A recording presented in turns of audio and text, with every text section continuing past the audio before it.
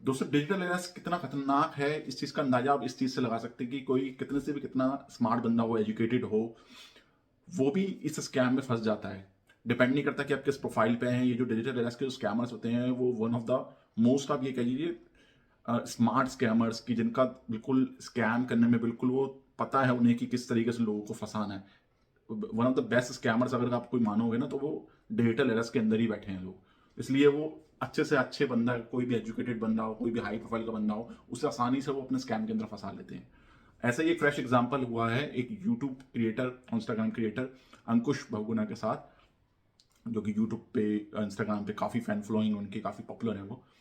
तो उन्होंने अपने इंस्टा पेज पे एक वीडियो शेयर करा कुछ दिन पहले, जिसमें उन्होंने बताया किस तरीके से उनको साइबर अरेस्ट में रखा गया 40 घंटे तक, किस तरीके से वो इस स्कैम में फंसे, क्या क्या स्कैमर्स ने उनसे करवाया, किस तरीके से वो इनके ट्रैप में फंस गए, उन्हें आइडेंटिफाई नहीं हो पाया कि वो साइबर अरेस्ट में फंसे हुए हैं, और किस तरीके से उन्होंने पैसे ट्रांसफर कर दिए उनके कहने पे, और किस तरीके से वो जो है स्कैम से 40 घंटे बाद एस्केप हो पाए। आज उसी के बारे में बात करूंगा। मैं ये भी बताऊंगा कि वहाँ उनसे क्या मेजर गलतियां हो गई जिसकी वजह से उस स्कैम में फंस गए। अगर शायद वो मेजर गलतियां ना होती तो वो उस स्कैम में ना फंसते। लेकिन इसमें से कुछ चीज़ें आपके लोगों के लिए, जो स्कैम हुआ उनके साथ, उसमें से कुछ चीज़ें आप लोगों के लिए बहुत ही ज़रूरी हैं सीखना, क्योंकि अगर आप आइडेंटिफाई करोगे तो आप भी के साथ भी अगर कोई ऐसा स्कैम हो तो आप उससे बच सकते हैं। तो शुरू करते हैं वीडियो। आज की वीडियो में मैं इसी टॉपिक के बारे में बात करने वाला हूँ। तो स्वागत है आप सभी का। आप देख रहे हो आशीष चौक। अगर चैनल पर नए हो तो चैनल को सब्सक्राइब कर लेना, क्योंकि यहाँ पर आपको ऐसी हेल्पफुल वीडियोस मिलती रहती हैं। तो अ, उनके साथ होता क्या है कि जब वो लौट रहे होते हैं मैंने जिम से, तो उनके पास एक कॉल आता है इंटरनेशनल नंबर से, जहाँ पे ये बताया जाता है कि आपका जो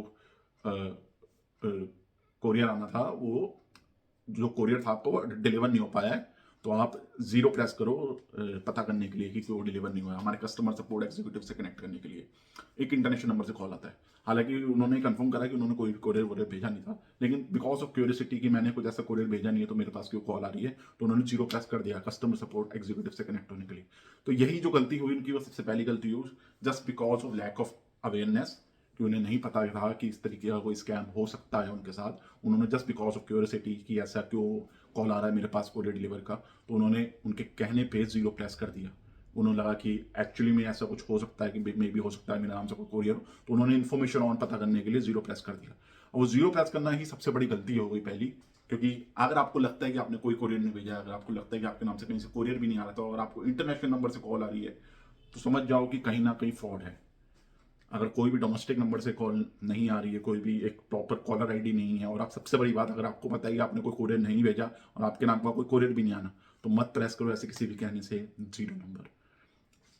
इसमें प्रॉब्लम क्रिएट हो सकती है। तो चलो, जीरो नंबर उन्होंने प्रेस करा, फिर कस्टमर केयर से कनेक्ट हुआ। फिर वही जानी मानी कहानी जो बनती है स्कैमर्स की, कि आपके नाम का कोरियर आ रहा था, उसमें ये निकल गया, उसमें लीगल सामान निकल गया, अब आपको जो है कस्टडी में जाना पड़ेगा, आपके नाम का जो है वारंटिंग लाया, आपको जो है पुलिस कस्टडी में जाना पड़ेगा, पुलिस आपसे पूछताछ करेगी।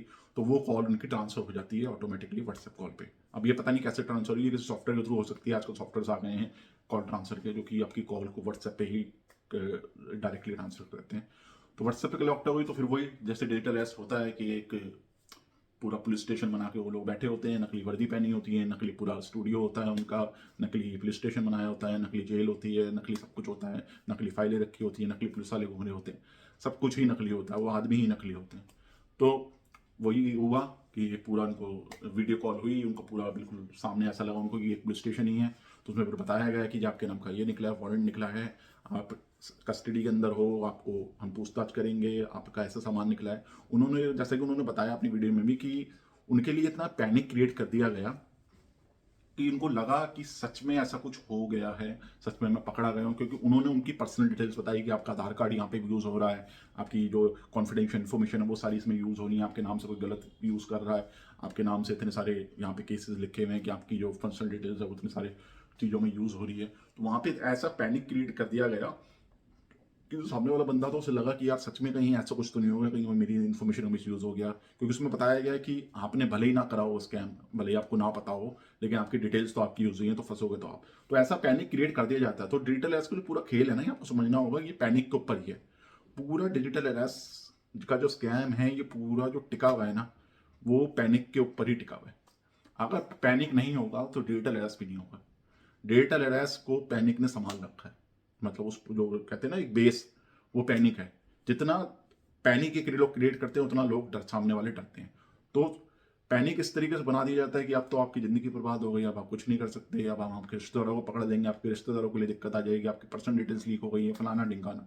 तो जो भी, और ये लोग इतने स्मार्ट होते हैं, इतने स्मार्टली डिजिटल अरेस्ट करे जाता है लोगों को कि सामने वाला मानने पे मजबूर हो जाता है कि आप सच में फंस गए हो। क्योंकि आमतौर पे जो स्कैम्स होते हैं ना, दूसरे स्कैम्स होते हैं, वो बहुत आ, आ, उसमें जो लोग बैठे होते हैं ना, वो बहुत ही मतलब मुंहफट टाइप कर लो, मुंहफट टाइप होते हैं कि वो सीधा ही बोलना शुरू कर देते हैं कि भाई हम 2 मिनट में पकड़ने आ रहे हैं, ये वो फलाना ढिमकाना, गाली गलौज शुरू हो जाती है। बाकी स्कैम्स के अंदर पुलिस वाले जो हैं वो गाली गलौज देने लग जाते हैं, स्कैमर्स जो होते हैं वो गाली गलौज देने लग जाते हैं, बदतमीजी से बोलने लग जाते हैं। लेकिन डिजिटल एरर्स होता है ना, वो बहुत ही प्रोफेशनल मैनर में करा जाता है।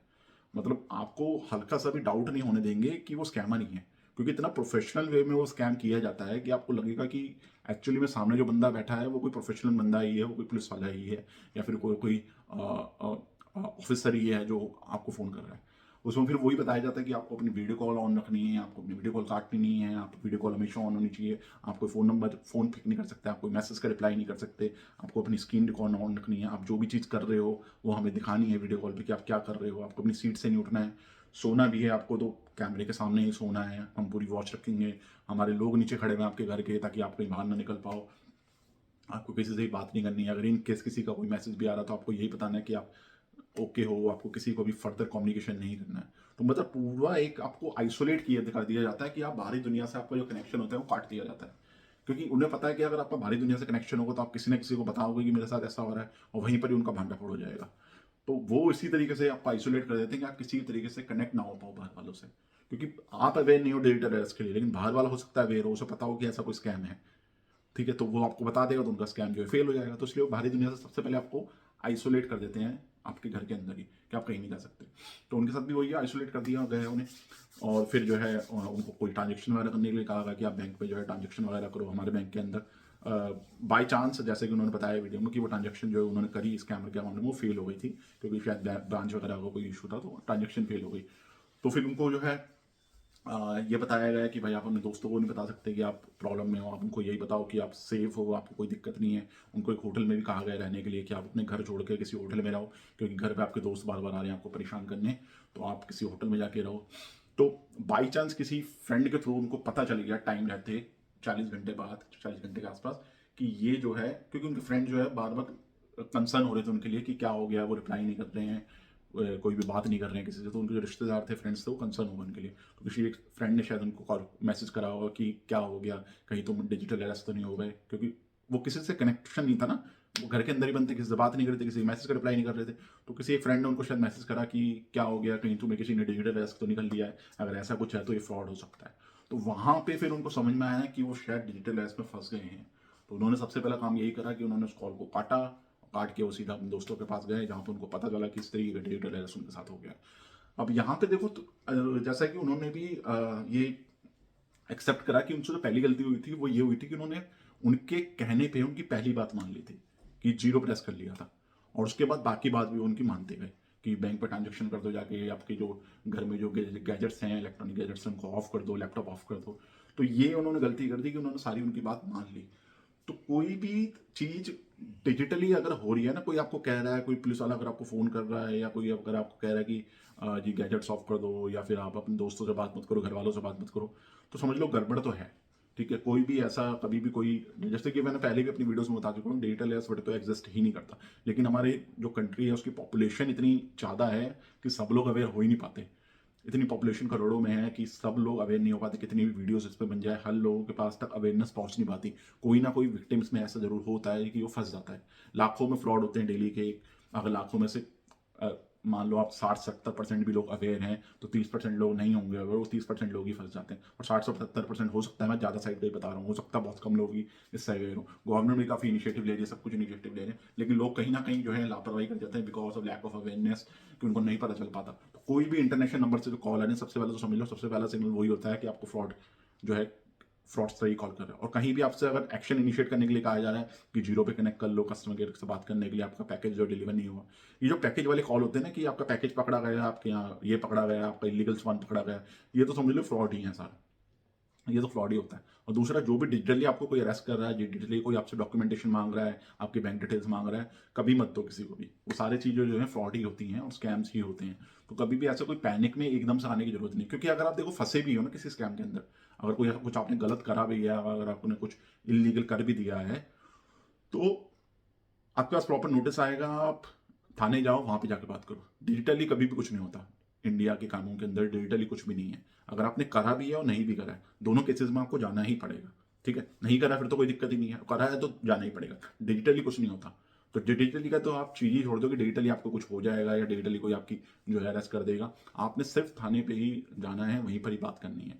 तो यही डिजिटल अरेस्ट से बचने की एक तरीका है कि इंटरनेशनल नंबर से दूर रहो, किसी को भी अपने पर्सनल डिटेल्स लीक मत करो, एकदम से पैनिक मत हो। पैनिक ही आपका जो है सॉल्यूशन है। पैनिक जितनी जल्दी हो जाओगे उतना ज़्यादा फंस जाओगे, क्योंकि पैनिक होगे तो कहने पे सारी चीज़ें करते जाओगे। वो कहेंगे ये कर दो, आप कर दोगे, वो कहेंगे ये कर दो, आप कर दोगे। क्योंकि ऑब्वियसली मैं मानता हूँ कि डिजिटल अरेस्ट किसी के लिए अगर नया है, कोई अवेयर नहीं है, तो ऑब्वियसली इस तरीके से स्मार्टली वो प्ले करा जाता है कि अच्छे से अच्छा बंदा भी फंस जाता है। कोई भी किसी के भी समझ में इतनी जल्दी आता नहीं है कि करना क्या है, क्योंकि एक शरीफ आदमी होगा, उसको अगर कोई पुलिस का डर दिखाएगा, कोई ये बताएगा कि आपका कैरियर खत्म हो जाएगा, रिश्तेदार फंस जाएंगे आपके, तो कोई भी शरीफ बंदा होगा ऑब्वियसली डर ही जाएगा। और इसमें कोई नई बात है नहीं। लेकिन आपको पैनिक नहीं करना है किसी भी चीज़ में। थोड़े ठंडे दिमाग से सोचो कि यार ये जो चीज़ें हैं, क्या ये लॉजिकली सही हैं, क्या ये प्रैक्टिकली सही लग रही है मुझे या नहीं लग रही। वर्स्ट सॉल्यूशन में क्या होगा, अगर वो सच सही भी होगी वो कॉल, अगर वो असली असली भी होगी कॉल, मैंने मान लिया एक टाइम को चलो पुलिस स्टेशन से कॉल आ रही है, आपको असली में आ रही है, आप कॉल काट दो, ज़्यादा से ज़्यादा क्या होगा, नोटिस आ जाएगा घर पे कि आपने हमारी कॉल काट दी, या पुलिस अरेस्ट करने आ जाएगी आपको घर पे। यही होगा ना वर्स्ट केस में। ऐसा तो है नहीं कि आके सीधा आपको गोली मार देगी कि आपने हमारी कॉल काट दी थी।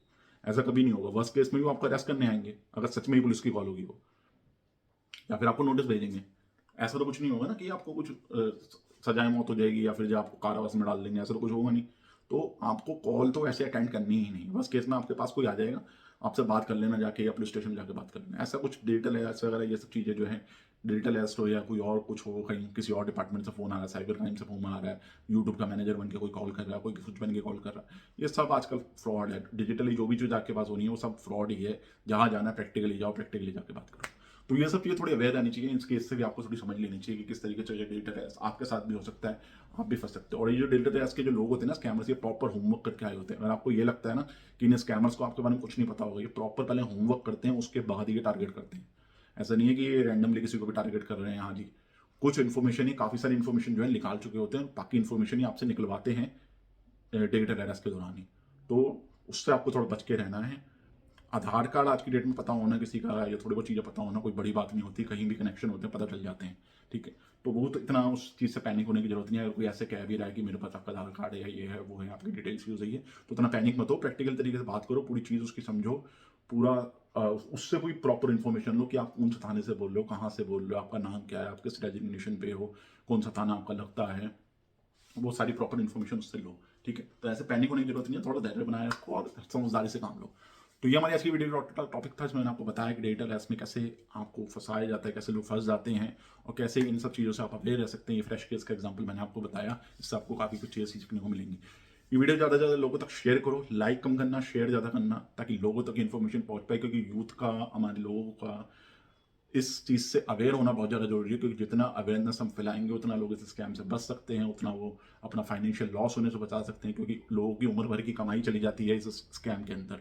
40-50 लाख, कुछ 2-3 करोड़ रुपए भी खर्च कर देते हैं इस सब स्कैम्स के अंदर। तो ज़्यादातर लोगों तक पहुँचाना ही इस वीडियो का एक मकसद है, ताकि ये लोग ज़्यादा लोगों तक पहुँचे और वो अवेयर हो पाए। तो उम्मीद है आप लोगों को वीडियो अच्छी लगी होगी। तो मिलता हूँ नेक्स्ट वीडियो में एक और नए टॉपिक के साथ।